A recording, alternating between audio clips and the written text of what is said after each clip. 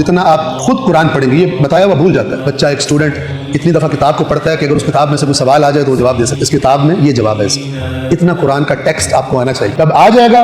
फिर आप देखें कि जादूगरों के कबूतर कैसे गायब होते। लेकिन अगर ये नहीं होगा, जो मैं आज किया करता हूँ, हजरत मूसा ने जब असा फेंका था वो निगल गया जादूगरों की रस्सियों को, जो सांप लग रही थी, सांप थी नहीं। अगर आप कुरान मजीद अपने दिमाग में रख लेंगे तो जो कोई आपको जो दीन नहीं होगा उसको जादूगरी से दीन बना के बताना चाहेगा, ये उसको निगल जाएगा।